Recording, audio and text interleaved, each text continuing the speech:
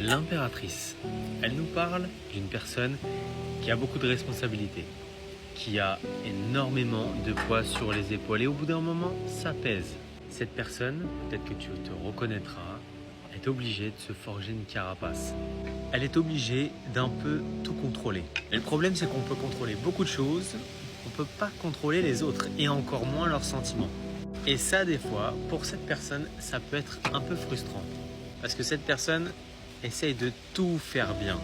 Et elle n'a pas forcément la reconnaissance de ce qu'elle fait. Si tu te reconnais dans ce tirage, on vient ici te dire qu'il faut que tu prennes du temps pour toi. Qu'il faut que tu enlèves un peu de poids qu'il y a sur tes épaules. Mais surtout, que tu acceptes que tu ne peux pas tout contrôler. Et il faut laisser de la place aux choses, de la place aux gens, pour que ce que tu désires vienne à toi.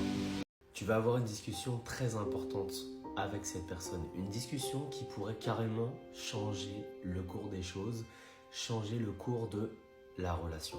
Elle a pris une certaine tournure qu'on ne voulait pas.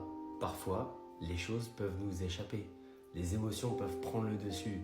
Et on peut dire des choses qu'on regrette amèrement. Mais cette fois-ci, heureusement, il y a une prise de conscience. Il y a même du regret dans ce qui s'est passé. Regretter, ça peut être une bonne chose, mais là, ce qu'on vient te dire, c'est qu'il y a vraiment une discussion où on va pouvoir mettre les choses à plat. Mais attention, des deux côtés, il va falloir quitter l'ego. Il va falloir quitter l'objectif d'avoir raison et de le montrer à l'autre. On te parle ici d'une vraie possibilité de réconciliation, si tant est qu'on s'écoute vraiment. Ils ne boivent pas ton sang, ils boivent ta lumière. Alors il y a plusieurs types de vampires énergétiques, mais ceux-là, ils sont très particuliers parce qu'ils s'attaquent à ta ressource la plus précieuse. Et ça, sans même que tu t'en aperçoives. Alors ceux-là, ça peut être des beaux parleurs. Ça peut être des personnes qui ont toujours une histoire extraordinaire à te raconter, qui ont toujours des super anecdotes, même qui te mettent au courant de certains secrets. Des ragots, des machins qui traînent. Ils peuvent avoir un aura particulier. Ils peuvent souvent avoir même du charisme. Et très souvent, c'est des mythomanes. C'est des vampires très particuliers parce qu'ils arrivent la plupart du temps à capturer ton attention.